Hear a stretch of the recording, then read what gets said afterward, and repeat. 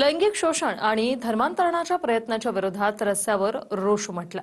सकल हिंदू समाजाने नाशिकमध्ये मोर्चा काढला तर मुख्य सूत्रधार निदा खान 20 दिवसांपासून फरार आहेत। पाहूया।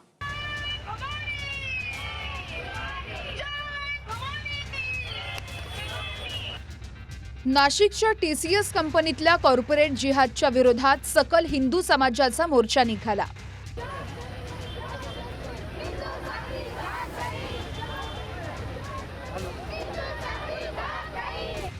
TCS कंपनी ते जिल्हाधिकारी कार्यालयापर्यंत हा मोर्चा निघाला।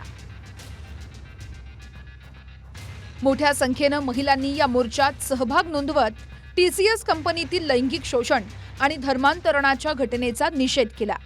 भाजपचे आमदार देवयानी फरांदेंनी आरोपींना फाशीची शिक्षा देण्याची मागणी केली आहे। आमच्या रणरागिणी रस्त्यावरती उतरून तुमचे तंगडी तोडल्याशिवाय राहणार नाही।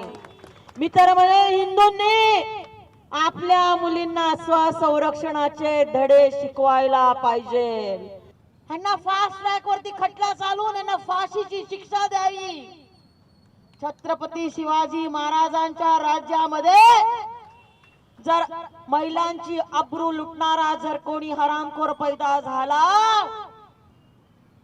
तर त्याला तिथंच कलम केलं जायचं। आमच्या नाशिकच्या महिलांची हा माध्यमातून मागणी आहे की धर्मांतरण करणारे आहे बळजबरीने ह्या सगळ्यांचं राष्ट्रीयत्व रद्द करून त्यांची प्रॉपर्टी त्या खरातप्रमाणे ईडी कडून सील करून त्यांच्या घरावरती बुलडोजर फिरवावं।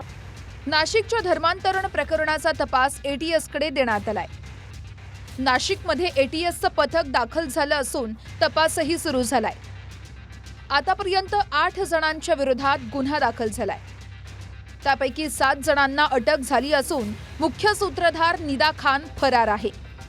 निदा खान ही TCS कंपनीत मॅनेजर आणि टीम लीडर आहे, पण गेल्या 20 दिवसांपासून फरार असलेल्या निदा खानचा दिल्लीतल्या बॉम्बस्फोटाशी कनेक्शन असल्याची सूत्रांची माहिती आहे। स्फोटातील आरोपी डॉक्टर शाहीनशी निदा खानचा संबंध असल्याची शंका तपास यंत्रणांना आहे। 2022 पासून निदा खान हिंदू मुलींचा छळ आणि धर्मांतरणासाठी सर्व गोष्टी घडवून आणत होती अशी माहिती आहे। धर्मांतरणाच्या षडयंत्रात मुलींना अडकवण्याची मुख्य भूमिका निदा खानची होती।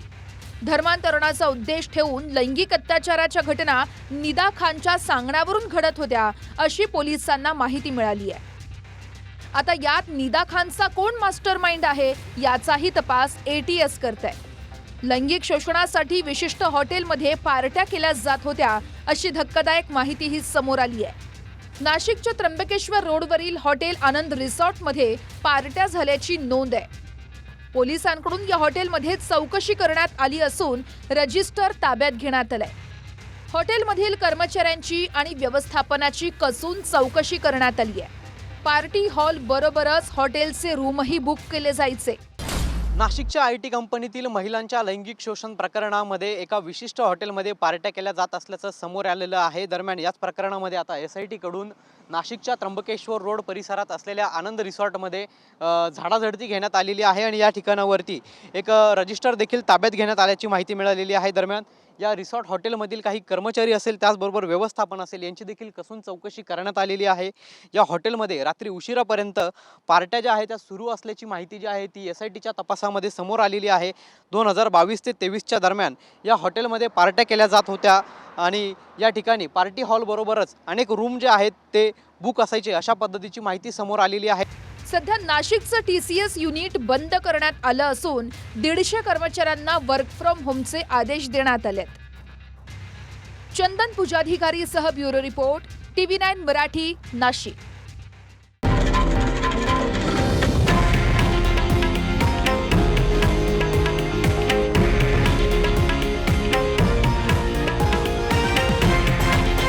हे आहे देशातील नंबर 1 न्यूज नेटवर्क आणि आपण पाहत आहात TV9 मराठी, एकमेव।